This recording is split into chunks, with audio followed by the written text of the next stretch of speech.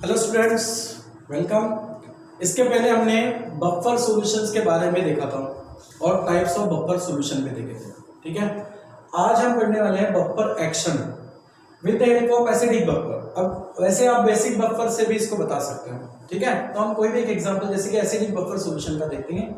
इसमें क्या होगा, बफर एक्शन मतलब क्या होगा, एसिडिक बफर सॉल्यूशन में अगर हम small amount of acid add करते हैं या फिर स्मॉल अमाउंट ऑफ उसमें बेस ऐड करते हैं तो भी उस बफर सॉल्यूशंस के पीएच वैल्यू पे कोई चेंज नहीं होता। ठीक है, इसी को हम कहेंगे बफर एक्शन। तो उसके लिए क्या करेंगे, एसिडिक बफर का एग्जांपल लेते हैं। किसको कहते हैं एसिडिक बफर? एसिडिक बफर यानी क्या होता है, एसिडिक बफर सॉल्यूशन कैसे बनता है, कैसे बनेगा, मिक्सचर से वीक एसिड हम लेते हैं और वीक एसिड में हम क्या करते हैं, एंड इट्स सॉल्ट ऑफ, ठीक है, and it's salt of strong base. Weak acid और उसका उस सॉल्ट बनाते हैं स्ट्रॉन्ग बेस से। इस मिक्सचर को हम क्या कहेंगे, एसिडिक बफर।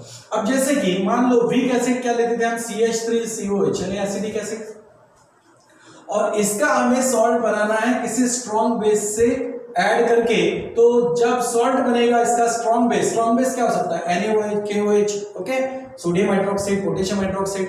तो अगर सोडियम हाइड्रोक्साइड जैसे बेस से अगर इसको रिएक्ट कर दे तो इससे सॉल्ट क्या बनेगा, CH3COONE, दैट्स सोडियम एसिटेट।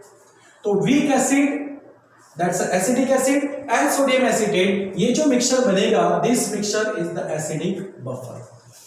अब हमें इसका एक्शन बताना है, मतलब इस मिक्सचर के, इस एसिडिक बफर सॉल्यूशंस के पीएच वैल्यू पे कोई चेंजेस नहीं होगा अगर हम इसमें स्मॉल अमाउंट ऑफ एसिड या स्मॉल अमाउंट ऑफ बेस इसमें ऐड करते हैं तो।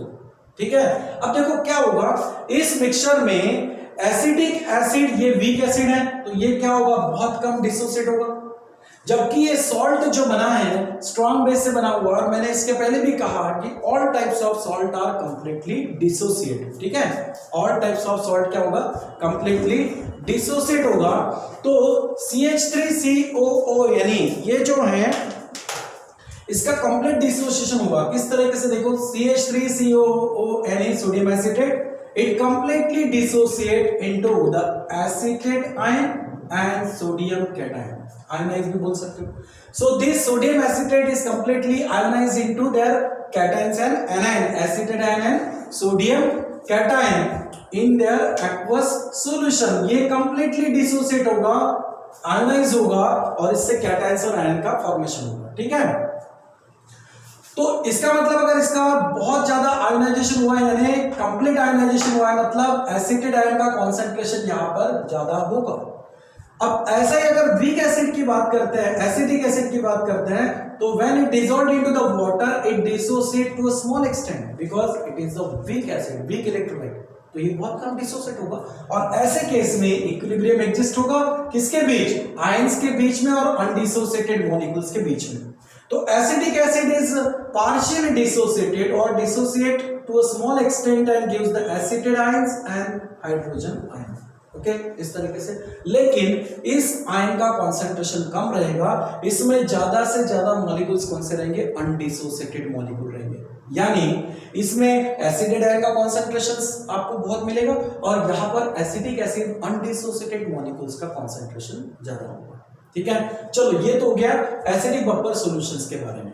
अब अगर हम इसमें एसिड ऐड करते हैं, ठीक है, if a small amount of acid, ठीक है, if a small amount of acid added into this solution, अगर इस सॉल्यूशन में हम एक small amount of acid add कर देते हैं, मतलब क्या होगा, एट द H+ यानी हाइड्रोजन आयन, यहां पर क्या होगा, हाइड्रोजन आयन का एडिशन होगा।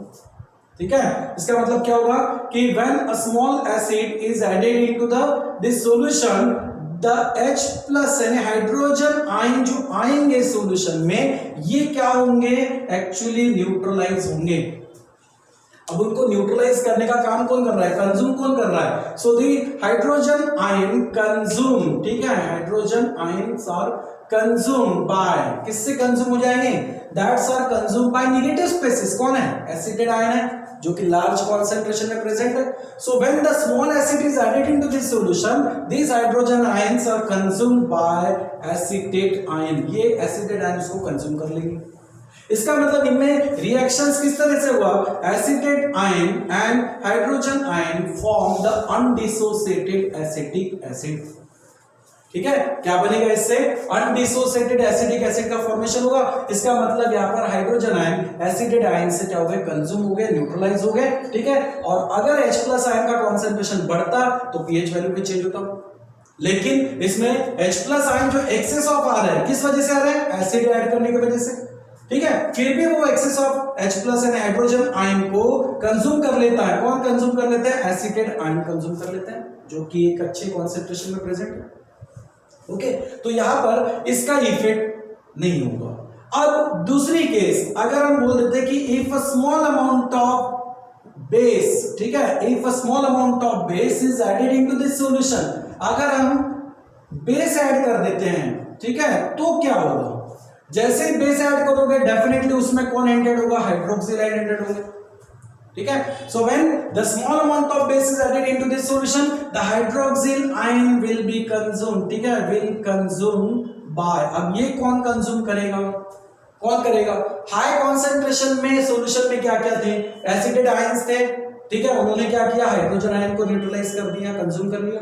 अब अनडिसोसिएटेड एसिटिक एसिड जो मॉलिक्यूल है ये भी बहुत ज्यादा कॉन्सेंट्रेशन में है, तो क्या होगा कि जो हाइड्रोक्सिल आयन आएंगे सॉल्यूशन में बेस ऐड करने से, these hydroxyl ions react with the undissociated acetic acid, इससे क्या होगा, अनडिसोसिएटेड एसिटिक एसिड से रिएक्ट होंगे और इनसे क्या बनेगा, hydroxyl ion and undissociated acetic acid में क्या है, हाइड्रोजन। ठीक है, ये क्या बनाएंगे यहाँ पर, वाटर मॉलिक्यूल का फॉर्मेशन, एंड बाकी और क्या बनेगा यहाँ पर, एसिटेट आयन बनेगा।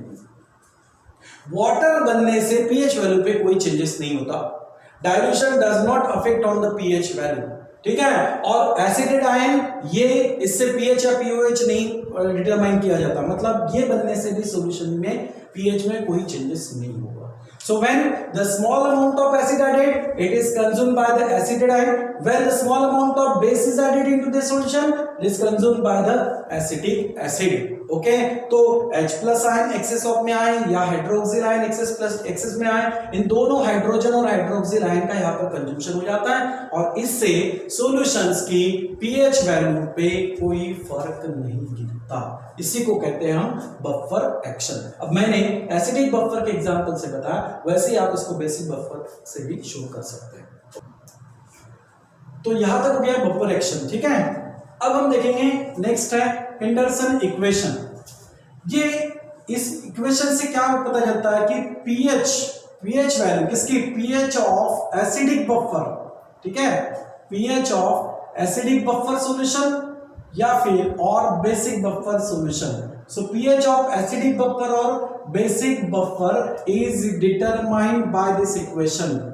ठीक है, इस इक्वेशन से हम क्या करते हैं, पीएच वैल्यू डिटरमाइन कर लेते हैं, कर सकते हैं एसिडिक बफर सॉल्यूशन की या फिर बेसिक बफर सॉल्यूशन की, is determined by this equation. ठीक है, इस इक्वेशन से आप एसिडिक और बेसिक बफर की पीएच वैल्यू को निकाल सकते हो। ठीक है, अब कौन सी इक्वेशन बनी है यहाँ पर, पीएच ऑफ एसिडिक बफर, अगर हम एसिडिक बफर की बात करते हैं फॉर एसिडिक बफर, ठीक है, तो एसिडिक बफर के लिए एंडरसन इक्वेशंस क्या है, that's a pH equals to pKa plus log to the base 10 of concentration of the salt upon concentration of the acid। ठीक है, ये किसके लिए है, that's a for acidic buffer. For basic buffer, अगर basic buffer की बात करते हैं, ठीक है, तो बेसिक बफर में पीएच वैल्यू, इसको क्या कहेंगे, पीएच को पीओएच कहेंगे, बेसिक है, वहां पर पीओएच डिटरमाइन किया जाएगा। So POH equals to PKB plus log to the base 10 of concentration of salt upon concentration of क्या है, बेसिक बफर देख रहे, so concentration of base। Okay, these two equations are the Henderson equations and this equation used to determine the pH value of acidic and basic buffer। ठीक है, अब जैसे कि हम हेंडरसन इक्वेशन बेसिक और acidic दोनों के लिए निकाल सकते हैं, सपोज हम एसिडिक बफर के लिए इस इक्वेशंस को फाइंड आउट करेंगे कि इस इक्वेशन, ये जो इक्वेशन है कैसे बनी है। ओके, तो सपोज कंसीडर हम एसिडिक बफर की बात करेंगे। ठीक है, so acidic buffer solution, okay, for acidic buffer solution. अब एसिडिक बफर कैसे बनता है, एसिडिक बफर जो सॉल्यूशन बनता है ये कैसे बनता है, it's a mixture of weak acid and its salt of strong base. It's a salt of strong base. Okay, इस तरीके से। अब वीक एसिड है, ये एग्जांपल को भी आप यहां पर भी ले सकते हो, CH3COH, it's a weak acid, and CH3COONE, it's a salt of that weak acid with the strong base. यहां पर सेम क्या दिखाई दे रहा है, CH3COO, CH3COO। अब इसके अलावा अगर आप जनरल एग्जांपल लिखना चाहो तो आप वीक एसिड को HA से बता सकते हैं, ठीक है, और इस सॉल्ट को आप NaA से भी शो कर सकते हो। It's a general. Okay, so suppose consider the acidic buffer solution of weak acid and its salt of strong base. Okay, अब इसका इक्वेशन हमें ये शो करना है। तो यहाँ पर देखो Ka का मतलब होता है डिसोसिएशन कांस्टेंट, और डिसोसिएशन कांस्टेंट हम कैसे निकालते हैं, लॉ ऑफ मास एक्शन से। उसके लिए हमें डिसोसिएशन या आयनाइजेशन कंसीडर करना होता है, ठीक है। तो सबसे पहले देखते हैं यहाँ पर वीक एसिड का आयनाइजेशन कैसे होगा। This HA, that's a weak acid. Okay, so weak acid HA is ionized to a small extent, ठीक है, ये बहुत कम आयोनाइज होगा क्योंकि वीक है। तो यहां पर इक्विलिब्रियम एग्जिस्ट हो जाता है। सो HA this disionize to a small extent and gives the hydrogen ion and E minus anion। Okay, इस तरीके से होगा, इक्विलिब्रियम एग्जिस्ट होगा किसमें, वीक इलेक्ट्रोलाइट के केस में। अब इससे आप डिसोसिएशन कांस्टेंट ऑफ एसिड निकाल सकते हो। उसके लिए हमने क्या यूज किया था, law of mass action. Okay, so by the law of mass action, law of mass action से क्या मिलेगा, dissociation constant of acid equals to क्या लेते हैं हम यहाँ पर, कॉन्सेंट्रेशन ऑफ प्रोडक्ट।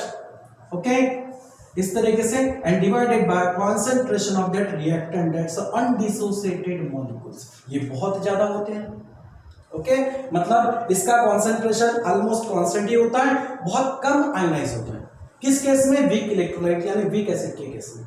ओके, अब अगर हम स्ट्रॉन्ग इलेक्ट्रोलाइट मतलब सॉरी सॉल्ट की बात करते हैं तो मैंने क्या कहा था, एनी टाइप्स ऑफ सॉल्ट, ठीक है। तो सॉल्ट जो है NaI, all types of salt are dissociate और आयनाइज कंप्लीटली। अगर ये कंप्लीटली आयनाइज होता है तो यहां पर सोडियम कैटायन और A एनायन ये आपको मिलेंगे। ओके, ये कंप्लीट आयनाइज होगा। अब इसमें इस इक्वेशन में हम H प्लस A माइनस और HA इनके लिए कुछ वैल्यू रख सकते हैं। कैसे, वो देखो, एक्चुअली अगर सॉल्ट जो है ये कंप्लीट आयनाइज हो रहा है, इसका मतलब यहां पर जितना मोल्स ऑफ अपने सॉल्ट लिया था वो पूरा यहां पर डिसोसिएट हो गया, ठीक है। तो उतने ही मोल्स ऑफ आपको कैटायंस और एनायन मिलेंगे। इसका मतलब ये होगा कि concentration of this anion equals to concentration of this salt, ठीक है। यानी इसका कॉन्सेंट्रेशन और इसका कॉन्सेंट्रेशन क्या होगा, सेम होगा। मतलब हम बोल सकते हैं that equals to the concentration of the salt.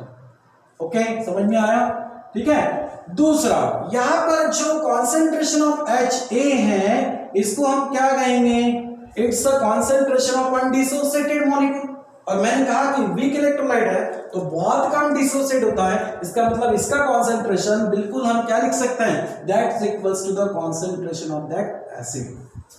Okay, तो ये जो इक्वेशन है, मान लो इसको इक्वेशन फर्स्ट बोल देते हैं, ठीक है। तो दिस इक्वेशन फर्स्ट बिकम्स, यहां पर इक्वेशन फर्स्ट कैसे बन जाएगी, यहां पर क्या करेंगे हम, इनके वैल्यूज को रख देंगे, ठीक है। तो क्या होगा, Ka equals to H plus concentration of hydrogen ion into concentration of A minus की जगह क्या लिख सकते हो, concentration of salt upon concentration of, इसकी जगह क्या लिखेंगे, कॉन्सेंट्रेशन ऑफ दैट एसिड। चलो यहां तक हो गया।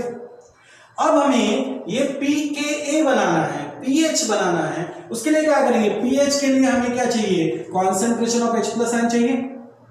तो concentration of H plus ion का इक्वेशन यहां पर कैसे बनेगा, concentration of this hydrogen ion equals to, ये मल्टीप्लाइड होगा Ka into concentration of acid upon concentration of salt.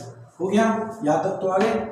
अब इस हाइड्रोजन आयन कॉन्सेंट्रेशन से pH तक जाना है, तो वो हम कैसे कर सकते, वो हम कैसे करते थे, बाय टेकिंग द लॉगरिथम। अगर इनका हम लॉग लेते थे तो log to the base 10 of concentration of hydrogen ion equals to log to the base 10 of concentration, अगर into concentration of log to the base 10 of Ka into concentration of acid upon concentration of salt।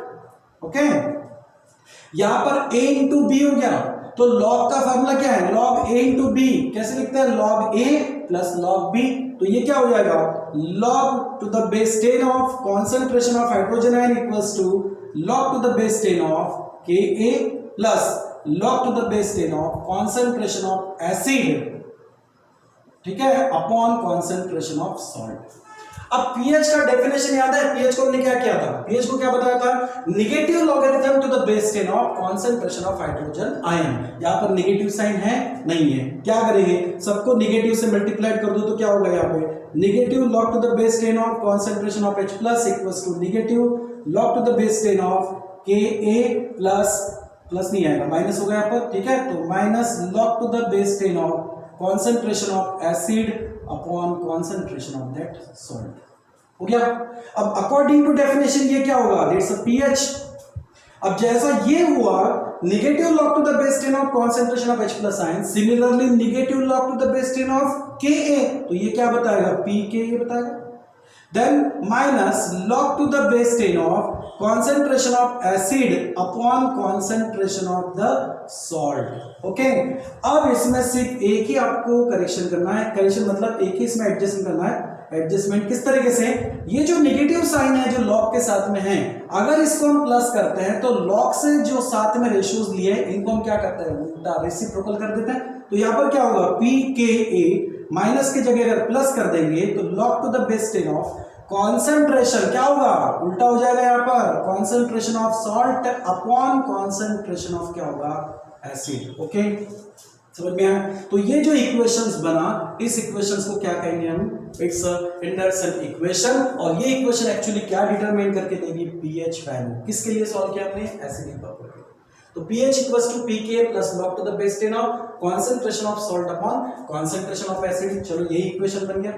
अब ये मैंने आपको acidic buffer के लिए बना के दिया, आप घर पे क्या कर सकते हैं, बेसिक बफर के लिए भी ये इक्वेशंस को प्रूफ कर सकते हैं, ठीक है। जैसे कि इस एग्जांपल से मैंने HA और Na लिया, आप इसी तरीके से जब बेस का एग्जांपल सॉल्व करोगे तो इस HA की जगह आपको क्या लेना पड़ेगा, BOH, ठीक है। और NaA यहां पर आप क्या करोगे, आपको बेसिक बफर बनाने के लिए क्या करना पड़ेगा, बेस लेना पड़ेगा, मतलब कोई भी वीक बेस लेना पड़ेगा, ठीक है। और उसका सॉल्ट लेना पड़ेगा स्ट्रॉन्ग एसिड से, मतलब वहां पर क्या होना चाहिए, H प्रेजेंट होना चाहिए, HCl, ठीक है। तो वो HA लिया था, हमने क्या लिया था, HA। देखो कैसे, जैसे फॉर एग्जांपल से बताता हूं, वीक बेस, बेसिक बफर कैसे बनेगा, बेसिक बफर के लिए वीक बेस ले लेते, जैसे कि अमोनियम हाइड्रोक्साइड, ये बेस ले लिया, प्लस इसमें सॉल्ट हम ऐड करेंगे, कौन सा, it's a salt of strong acid. Strong acid यानी हाइड्रोक्लोरिक एसिड से अगर सॉल्ट बनाते हैं इसी बेस का, तो अमोनियम क्लोराइड बनेगा। अब यहाँ पर सेम क्या है, NH4, ठीक है। तो इसकी जगह आप कोई भी एक लेटर यूज कर लो, जैसे कि मैं BOH यूज कर लूं और B इसके लिए BCl यूज कर लूं, ठीक है, इस तरीके से। तो ये आप घर पे इसको बना सकते हैं, ये आपका होमवर्क रहेगा, आप इस तरीके से इसको सॉल्व करिएगा। तो आपको यहाँ पर हेंडरसन इक्वेशंस इसके लिए मिलेगा, बेसिक बफर सॉल्यूशंस के लिए भी मिल जाएगा, ठीक है, समझ में आया। तो इस तरीके से हम यहाँ पर हेंडरसन इक्वेशंस को फाइंड आउट किए हैं एसिडिक बफर के लिए। ओके, तो ये हो गया आज के लिए हमारा बफर एक्शन और साथ में हेंडरसन इक्वेशंस, ठीक है। अब इसके आगे नेक्स्ट पार्ट को नेक्स्ट क्लास में देखेंगे, ठीक है। चलो बेटा, थैंक यू वेरी मच।